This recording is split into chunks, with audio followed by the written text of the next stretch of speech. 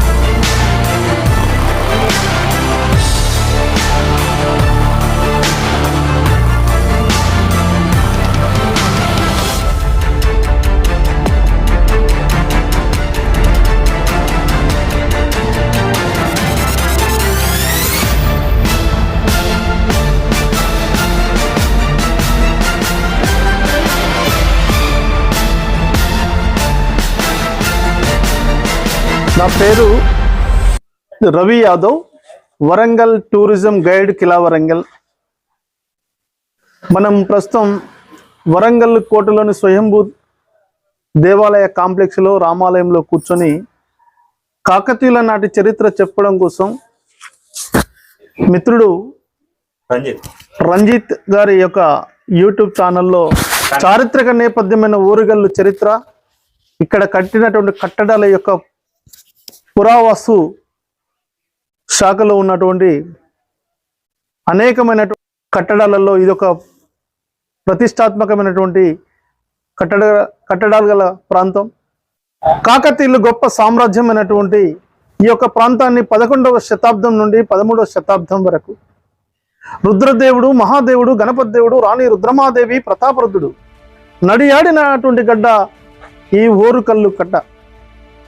నాడు 11వ శతాబ్దంలో హనుమకొండను మొదటి రాజధానిగా నిర్మాణం చేసుకున్నటువంటి ఆనాటి నుండి ఈనాటి వరకు ఇక్కడ ఎన్నో ప్రసిద్ధిగాంచిన దేవాలయాలు ఉన్నటువంటి విషయము.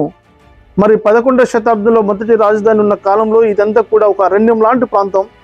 ఈ అరణ్యం లాంటి ప్రాంతంలో నాటి నుండి నేటి వరకు నిలువెత్తు సాక్షిగా సజీవంగా కనిపించే ఒకే రాయితో కూడినటువంటి ఆనాడు ఒక కొండ, ఆ కొండతోటి ఈ ప్రాంతాన్ని ఒంటి కొండ అనే పేరుతో నామకరణ చేసిండ్రు.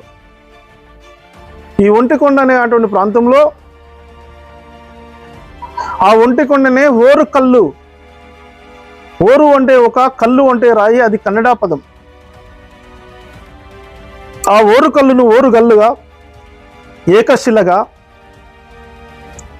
మరి ఈ ప్రాంతంలో ఆనాడు 11వ శతాబ్దంలో కొంతమంది ప్రజలు వ్యవసాయం చేసుకున్న రైతులు పండించిన ధాన్యాన్ని ఆనాడు హనుమకొండలో ఉన్నటువంటి వ్యవసాయ మార్కెట్కు ఎడ్ల బండ్ల మార్గం ద్వారా హనుమకొండకు బండ్లు, ధాన్యంతో కూడుకున్నటువంటి బండ్లు వెళ్తూ ఉంటే ఒక బండి చక్రము, వీలు ఇనుముతో కూడుకున్నటువంటి బండి చక్రం భూమిలో దిగబడిన బండి చక్రం ఎంత ప్రయత్నం చేసిన రాకపోయేసరికి ప్రజలు, రైతులు, ఆ రైతుకు సహకరించిన బండి చక్రం బయటపడ చీకటి పడ్డది, ఎవరిలో పోయిందంట.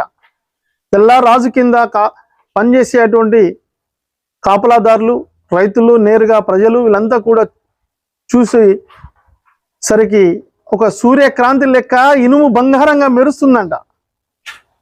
ఏంటిది మహిమ అని చెప్పేసి ఆందోళన చెందినటువంటి రైతులు, ప్రజలంతా కూడా ఆనాడు హనుమకొండ రాజధానిలో ఉన్నట్టు రాజుగారి కబురు పెడితే తను హూటా ఊటిన నమ్మక, మీరు చెప్పే అటువంటి విషయం వాస్తవమా అని చెప్పేసి తను కొంతమంది వేద పండితులు, పురోహితులు, మేధావుల్ని, సామంత రాజుల్ని వేసుకొని ఈ బండి చక్రము ఉన్నటువంటి స్థలానికి వచ్చి తను చూసి ఆనందంలో ఆశ్చర్యంలో మునిగిపోయి అప్పుడు వేద పండితులకు పరిశోధన చేయమని ఆదేశాలు జారీ చేస్తే వారి పరిశోధనలో బయటపడ్డదంట.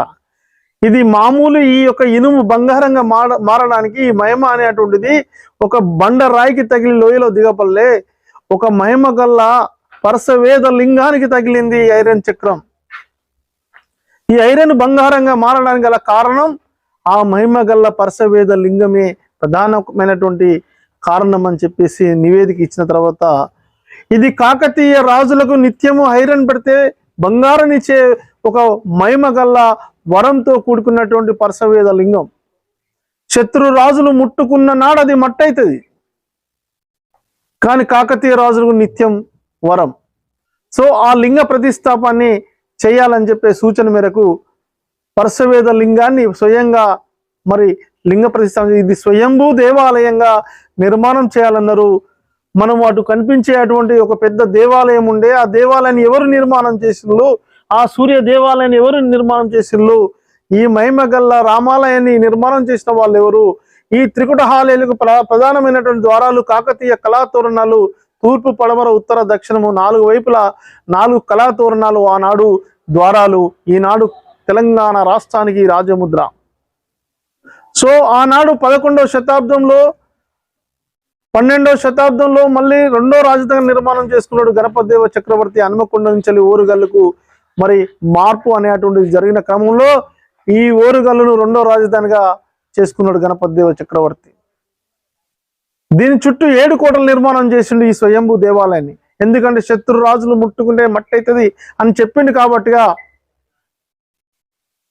7 కోటలు, రాతి కోట, మట్టి కోట, నీటి కోట, పుట్టకోట, కత్తికోట, కంచుకోట, కంపకోట అనే 7 కోటల ప్రహారీ కోటలు ఒకదాని తర్వాత ఒకటి నిర్మాణం చేసినటువంటి మహా గొప్ప డైనాసిటీ అయినటువంటి కాకతీయ డైనాసిటీ అయినటువంటి రుద్రదేవుడిని మొదలుకుంటే గణపతి దేవ చక్రవర్తికు మరి పూర్తి నిర్మాణాలు జరిగినాయి. మరి గణపతి దేవ చక్రవర్తి తండ్రిని కోల్పోయి, పినతండ్రిని కోల్పోయి చిన్న వయసులో పాలనా బాధ్యతలను చేపట్టిన తర్వాత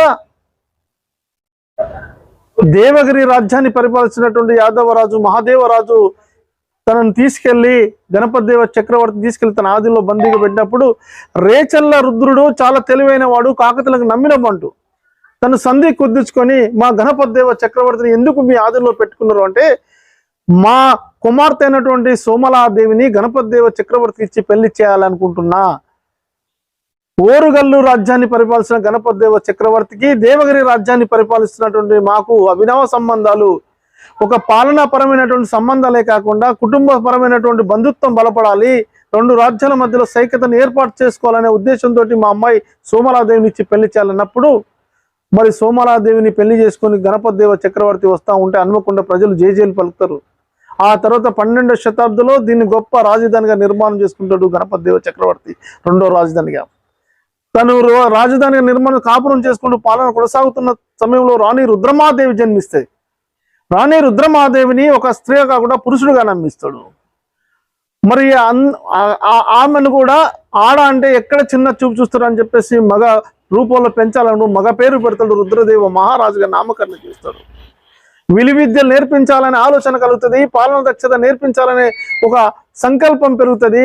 అప్పుడు అంబదేవుని పిలిచి నా కుమార్తె అయినటువంటి రాణి రుద్రమాదేవి కుమార్తె కాదనేది మనసులో పెట్టుకుని నా కుమారుడు అయినటువంటి రుద్రదేవుడికి మీరు అన్ని కూడా విలువిద్యలు నేర్పించాలనే అటువంటి ఆదేశాలు జారీ చేస్తే తను నమ్ముతాడు. ఆ అమ్మదేవుడు తన వెంట మరి తీసుకెళ్లి విలువిద్యలు నేర్పిస్తాడు, పాలన దక్షత నేర్పిస్తాడు. ఒక యుక్త వయసుకు వచ్చేంత మట్టుకు కూడా మగానే అనుకుంటారు. కానీ అసలు విషయాన్ని నేను చెప్పక తప్పదు. నేను వృద్ధాప్యానికి వచ్చిన నా కుమార్తెను రాణి రుద్రమాని చెప్పాలి, ఆమెకు పట్టాభిషేకం ఇవ్వాలనే అటువంటి ఆలోచన కలిగినప్పుడు అందరినీ సమావేశపరిచి, ఈయన వృద్ధాప్యానికి వచ్చిన సమయం ఆసన్నం అవుతుంది, ఆమె ఒక యుక్త వయసుకు వచ్చి ఉంటుంది, అందరినీ సమావేశపరిచి ఈమె నా కుమార్తెను, కుమారుడు కాదు, ఇంతకాలం నీ రహస్యంగా పెంచినటువంటి నా బిడ్డకు నేను పట్టాభిషేకాన్ని ఇవ్వబోతా అని అన్నప్పుడు అంబదేవుని వైపు నుండి తిరుగుబాటు మొదలైతే, ఆ తిరుగుబాటులో కాకతీయ రాజులను ఎట్టి పరిస్థితుల్లో రుద్రమాదేవి స్త్రీ అట పురుషుడు అని ఇంతకాలం మనం అన్ని కూడా పాలన దక్షత విలువిద్యలు అన్ని నేర్పించడం ఎట్టి అంగీకరించద్దని చెప్పేసి అంబదేవిని వెంటున్నటువంటి సామంత రాజులను కోరితే వాళ్ళు కూడా వినరు, ఒక అలజడి సృష్టిస్తారు. అలజడి 2 వర్గాలుగా చీలిపోతే అంబదేవిని వెంట ఉన్న వాళ్ళు ఒక వర్గం గణపతి దేవ చక్రవర్తికి సపోర్ట్గా ఉండి నీ కుమార్తెకు పట్టాభిషేకాన్ని ఇవ్వండి తప్ప బాధ్యతలు ఇవ్వకండి రాజా అని చెప్పేసి కోరుతారు. అప్పుడు రాణి రుద్రమాదేవిని రాణిగా ప్రకటిస్తాడు, బాధ్యతలు కల్పించకుండా ఆమె పాలన చూస్తాడు, మురిసిపోతాడు.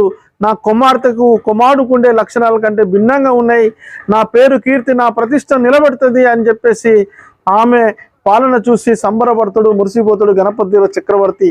ఆ తర్వాత చాళుక్య వీరభద్రుడితో పెళ్లి చేస్తాడు. పెళ్లి చేస్తే ఆమె కూడా ఆడ సంతానమే కలుగుతుంది. ఆడ సంతానంలో మొదటి కుమార్తె ముమ్మడమ్మ పెళ్లి ఈడికి వస్తే పెళ్లి చేస్తే మరి మగ బిడ్డ పుడతాడు ముమ్మడమ్మకు.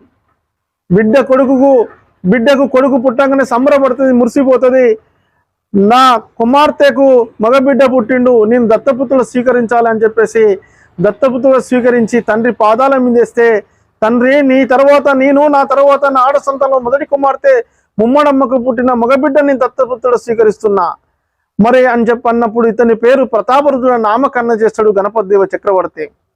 రాణి రుద్రమాదేవి వెంట మరి ఆమె పెంచుకుంటూ పెద్దవాన్ని చేస్తూ ఉన్నటువంటి క్రమంలో గణపతి దేవ చక్రవర్తి కొంతకాలం తర్వాత కన్ను మూస్తాడు. రాణి రుద్రమాదేవి పూర్తిదులు బాధ్యతలు స్వీకరిస్తుంది. ఆంధ్ర రాజ్యాన్ని కాకుండా అనేక రాజ్యాలను కలుపుకొని రాణి రుద్రమాదేవి యొక్క పాలన చూసి శత్రు వర్గాలైనటువంటి అనేక మంది ఆమెను చంపాలి, ఎట్టి పసులు ఆమె బతికేయడానికి వీలు లేదని చెప్పేసి చంపాలని చూస్తారు. కానీ వాళ్ళ కాదు. మరి వాస్తవానికి రుద్రమాదేవి మరి 83 సంవత్సరాల వయసు వరకు కూడా బతికింది.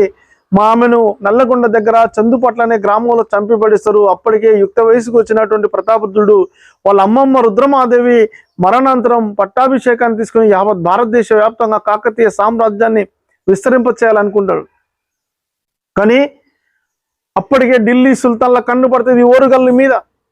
ఢిల్లీ సుల్తాన్లు ఎవరు? గియాసుద్దీన్ తుగ్లక్, మహమ్మద్ బిన్ తుగ్లక్, జూనా ఖాన్, మాలిక్ కఫూర్ వీళ్ళు పెద్ద ఎత్తున ఓరుగల్లు మీద దండయాత్రలు చేస్తారు. దండయాత్రలు మామూలు దండయాత్రలు వేల వందల మంది సైన్యంతో ఈ ప్రాంతం మీద దాడులు చేస్తే దాడులు ప్రతిఘటిస్తాడు ప్రతాపరుద్రుడు. మట్టి కర్పించి పంపిస్తాడు. ప్రతాపరుద్రుడి చేతుల్లో మేము విజయం సాధించలేమని తిరిగి వాళ్ళు వెళ్తా ఉంటే ప్రతాపరుద్రుడి కింద సేనాధిపతిగా పనిచేసిన వాడు, అతని పేరు సీతాపతి, వాడు ఒక కోవట్టుగా మారి వాళ్ళు తిరిగి ఢిల్లీకి పోతున్నటువంటి ఢిల్లీ సుల్తాన్లతో చేతులు కలిపి మా రాజుతో ఓటమి పాలని నేను సహకరిస్తే మీరు విజయం సాధిస్తారు, మీరు విజయం సాధిస్తే నాకేమి ఇస్తారని ఒక కమిట్మెంట్ తీసుకుంటే, మీరు చక్కటి అవకాశాన్ని కల్పిస్తున్నారు సీతాపతి, ప్రతాపరుద్రుడి చేతుల్లో మీ విజయం ఏనాడు కూడా సాధించలేము, కానీ నువ్వు సహకరిస్తే మీ విజయం సాధిస్తే నిన్ను ఈ రాజ్యానికి రాజుని చేస్తాం. బట్ వన్ కండిషన్, సీతాపతి నువ్వు సీతాబ్ ఖాన్ గా కన్వర్ట్ కావాలి, ఈ ఓరుగల్లు రాజ్యాన్ని సుల్తాన్పూర్ రాజ్యంగా మార్చుకోవాలనే ఒక కమిట్మెంట్ తీసుకొని కాకతీయుల సైన్యంతో ఉండుకుంటూనే తప్పుడు సంగతి డైవర్ట్ చేస్తాడు. ఢిల్లీ సుల్తాన్లకు పూర్తి స్థాయిలో సహకరించి ముందు ఆర్థిక వనరుల మీద దెబ్బ కొట్టిస్తాడు. ఆ తర్వాత రైతులు పండించిన పంటల్ని డిస్టర్బ్ చేస్తాడు. ప్రజల్ని చంపి పడేస్తా ఉంటే ఆడ మగ ముసలి తేడా లేకుండా చంపి పడేస్తాంటే చెల్లించిపోతాడు ప్రతాపరుద్రుడు. కావాల్సిన నేను నా ప్రజలు కాదు, నా ఆర్థిక వనరులు కాదు, కావాల్సిన నేనే కదా, నేనే మీకు లొంగిపోతా అని చెప్పేసి లొంగిపోతాడు. లొంగిపోయిన ప్రతాపరుద్రుడిని బందీగా తీసుకెళ్తా ఉంటారు ఢిల్లీకి. ఇక్కడ నుండి ఇక్కడున్న బంగారాన్ని వజ్రాలను కావాల్సిన అన్ని కూడా వారి వెంట తీసుకెళ్తా ఉంటే మార్గం మధ్యలో మనస్తాపానికి గురైనటువంటి ప్రతాపరుద్రుడు ఢిల్లీకి చేరుకోక ముందుకే నర్మదా నదిలో 1323లో మరణిస్తాడు సూసైడ్ చేసుకొని. మీ రాజు మరణించునని అద్భుతమైనటువంటి స్వయంభూ దేవాలయానికి నిత్యం కాకతీయులకు 323 సంవత్సరాలు హైరన్ పెడితే బంగారం ఇచ్చినటువంటి మహిమగల దేవాలయంలో మరి వారు కూడా పరశువేద లింగం దగ్గరికి వచ్చి ఐరన్ పెట్టంగానే ఆ పరశువేద లింగం మట్టి అవుతుంది. ఆ పరశువేద లింగంతో పాటు ఈ యొక్క కాంప్లెక్స్ లో 365 శివలింగాలు ఉండే వాటన్నిటి కూడా ఇదంతా కూడా లింగపీఠాలు కలిగినటువంటి స్థలము. మీరు ఒక్కసారి కానీ విజిట్ చేసినట్లయితే మీకు ఆ దాఖలాలు కనిపిస్తాయి. మరి అదే అందరితో ఆగరు ఫిరంగులు పెట్టి దేవాలయాన్ని పేల్చేస్తారు, కూల్చేస్తారు, మట్టితో కప్పేస్తారు. ఆ సూర్య దేవాలయాన్ని పేల్చేస్తారు, కూల్చేస్తారు.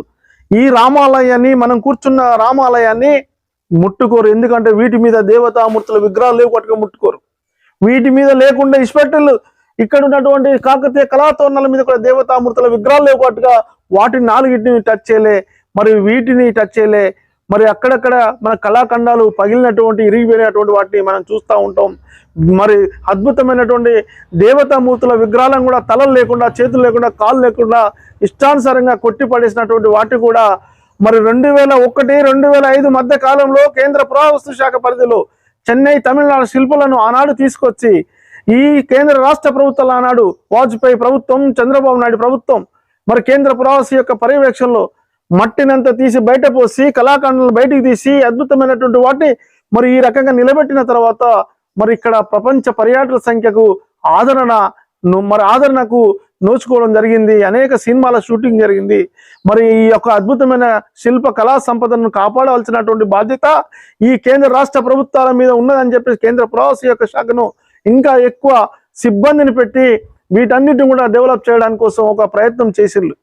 మరి 2001-2005 మధ్య కాలంలో అభివృద్ధి జరిగింది. ఆ తర్వాత జరగాల్సినటువంటి పనులు ఇంకెన్నో ఉన్నాయి. సూర్య దేవాలయాన్ని కూడా సేమ్ వార్డు లెక్క తయారు చేయాలని చెప్పేసి కోరుకున్నారు. మరి ఓరుగల్లు కోటలో మరి కోటలే కాదు, ఏకశిల కొండే కాదు, స్వయంభూ దేవాలయం కాదు, మక్క కాకతీయులు నిత్యం పూజలు చేసుకున్నటువంటి శంభులింగేశ్వర స్వామి ఆలయం. ఈ ఓరుగల్లు కోటలో శంభులింగేశ్వర స్వామి ఆలయం, గణపతి దేవ చక్రవర్తి నిత్యం పూజలు చేసుకున్నటువంటి పుణ్యక్షేత్రం. మరి ఓరుగల్లు కోటలో శంభులింగేశ్వర, హన్మకొండలో సిద్ధేశ్వర, మరి వాస్తవానికి ఉన్నటువంటి రుద్రేశ్వర 1000 స్తంభాల ఆలయం.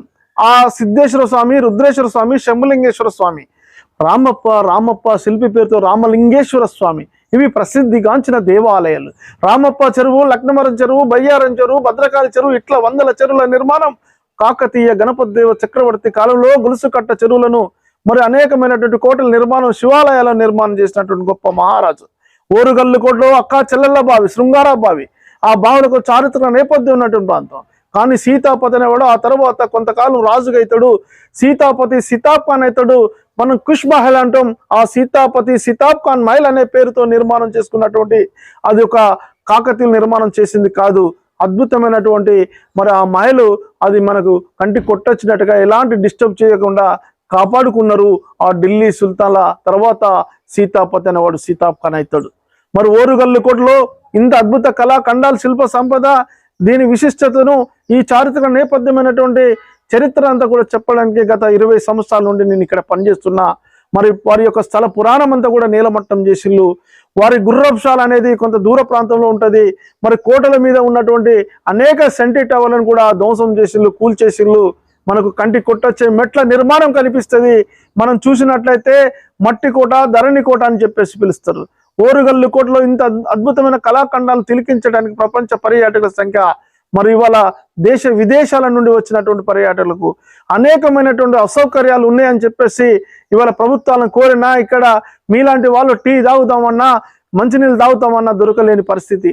అందుకోసమే ఈ యూట్యూబ్ ఛానల్ వారికి నేను ప్రత్యేకంగా కోరేది ఏంటంటే పర్యాటకుల సౌకర్యం కోసం కూడా మీరు కొంత ఫోకస్ చేయాల్సిన అవసరం ఉందని చెప్పేసి కోరుకుంటూ ఈ అవకాశం మీరు నాకు ఇచ్చినందుకు ధన్యవాదాలు. అన్న, ఇప్పటివరకు అయితే చాలా విషయాలు అయితే మన కాకతీయ రాజుల గురించి అయితే చెప్పిళ్ళు. చాలా సంతోషం. ఇక్కడ చరిత్ర గురించి ఎంత తెలుసుకున్నా సరే ఇంకా తెలుసుకోవాలనే ఉంటది. దగ్గర మీరు చంద్రబాబు నాయుడు కాలం నుంచి ఇప్పటివరకు ఉన్నారంటే నిజంగా చాలా గ్రేట్. అన్నలాంటి గైడ్ వాళ్ళు ఉంటారు కదా, అన్నలాంటి వాళ్ళకు ప్రత్యేకంగా గవర్నమెంట్ నుంచి వెళ్ళి ఇంకా ఆర్థిక సహాయం అయితే ఇవ్వాలని నేనైతే కోరుకుంటున్నాను. ఇంకా అన్న మాటలు చెప్పాలంటే ఏంటంటే ఇక్కడ వరంగల్ రైల్వే స్టేషన్ నుండి ఇక్కడికి ఎంత దూరం, ఇది ఎంత విస్తీర్ణంలో ఉందో ఈ విషయాలు కూడా అన్న అయితే తెలుసుకుందాం. అన్న, ఇది ఎంత విస్తీర్ణంలో ఉందన్న? వాస్తవానికి ఈ రాతికోట అనేది 4.5 కిలోమీటర్ల వైశాల్యం కలిగి ఉంటుంది. మట్టికోట 7.5 కిలోమీటర్ల వైశాల్యం కలిగి ఉంటుంది. ఈ యొక్క మాన్యుమెంట్ కొన్ని ఎకరాలలో ఉన్నటువంటి మాన్యుమెంటే కాకుండా పక్కన్నటువంటి కుష్ మహల్, దాన్ని సితాబ్ ఖాన్ మహల్ అంటారు, ఏకశిలాకొండ, సుమారుగా ఒక 100-200 ఎకరాలలో ఈ యొక్క మొత్తం ఈ ప్రాంతం అంతా కూడా ఆనాడు రెండో రాజధాని వెలిసినటువంటి ప్రాంతంలో ఇది ఉండడం నిజంగా గర్వకారణం. కానీ దీన్ని ఇంకా పర్యాటకులు ఇక్కడికి వచ్చి సందర్శించి ఇక్కడ ఉన్నటువంటి మంచి చెడంతా కూడా మరి వరంగల్ అంటేనే వరంగల్ కోట అంటేనే ఇక్కడ ఎంతో చారిత్రక సంపద ఉన్నది. ఈ యొక్క సంపదను కాపాడాల్సినటువంటి అందరి మీద ఉంది కాబట్టి ఇలా విదేశీయులు వచ్చి వాళ్ళు తెచ్చుకున్న కెమెరాలో ఈ యొక్క కళాఖండ బంధించుకుపోయేటువంటి ఈ యొక్క ప్రాంతాన్ని మరి ఓరుగల్లుకు రావాలంటే ఒక బస్సు సౌకర్యం లేదనో లేకుంటే ఇతరతర ప్రయాణ సౌకర్యం లేదని చెప్పేసి అనుకుంటారు. కానీ వరంగల్ రైల్వే స్టేషన్ నియర్ ఒక 8 కిలోమీటర్ల మరి దూరం నుంచి వెళ్ళి మన ఇక్కడికి అనేక అయినటువంటి ఆటోలు ఉన్నాయి. మన ఆటోల ద్వారా రావాలంటే చాలా 5-10 కిలోమీటర్ల లోపే ఉంటుంది. ఆటో చార్జ్ 20 రూపాయలు అంటే 20 నుంచి 30 రూపాయలు అంటారు. ఎక్కువ ఒకళ్ళు ఇద్దరు అంటే ఎక్కువ తీసుకుంటారు. అది పెద్ద పర్యాటకులను బట్టే వాళ్ళు తీసుకుంటా ఉన్నారు. అది కూడా ఎవరైనా దృష్టికి తీసుకొచ్చినట్టు దాన్ని కూడా మనం ఏదైనా ఉంటే సాయ సహకారం కూడా అందిస్తాను. ఓకే అన్న, ఇంకా ఈ ప్రస్తుతం ఇది ఉన్న ప్లేస్ ఎన్ని ఎకరాలు ఉందన్న? ఇది దాదాపుగా ఉంటది ఒక 20-30 ఎకరాలు ఉంటది. అక్కడ కోసం ఇదంతా కూడా మట్టి అంతా తీసిపోసినది అంతా కూడా చెట్లు పెంచినటువంటి స్థలం కూడా దీనికి సంబంధించింది. ఇది కేంద్ర ప్రవాసి యొక్క పరిధిలో ఉంది. ఒక చిన్న డౌట్, ఇప్పుడున్న ఈ రాళ్ళు ఇవన్నీ ఉన్నాయి కదన్న, ఇవి కాకతీయ రాజుల నాటి రాళ్ళే కదా? కాకతీయుల నాటి టెంపులే. ఈ టెంపుల్ ని ఢిల్లీ సుల్తాన్ నేలమట్టం చేసిళ్ళు. ఆ నేలమట్టంలో భాగంగా ఇదంతా ధ్వంసమైనటువంటిది. దీన్ని తునాతునకలు చేసిన దీన్ని తిరిగి మళ్ళీ రీబిల్డ్ చేసినప్పుడు ఈ రకంగా మరి రీబిల్డ్ చేయడం జరిగింది. ఓకే, ఎక్కడి నుండో తెచ్చింది కాదు రాయి. ఒక్క రాయి కూడా బయట నుండి తెలియదు, దీంట్లో ఉన్నాయో దీంట్లో ఈ రకంగా పెట్టడం జరిగింది. అంటే 800 నుండి 1000 సంవత్సరాల చరిత్ర, గొప్ప చరిత్ర కలిగిన రాయిలు అన్నట్టు. ఓకే, ఇది అండి మన ఈ వీడియో అయితే.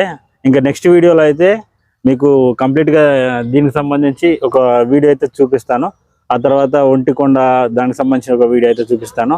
ఎందుకంటే ఆ వీడియో దీన్ని చూపించే దానికంటే ముందు అన్న మాటల్లో అసలు వరంగల్ చరిత్ర అంటే ఏందో తెలుసుకోవడం అనేది మనం ముఖ్యం. కాబట్టి ఫస్ట్ ఈ అన్న వీడియో మాత్రం అప్లోడ్ చేసిన తర్వాత ఆ వీడియో అయితే అప్లోడ్ చేస్తా.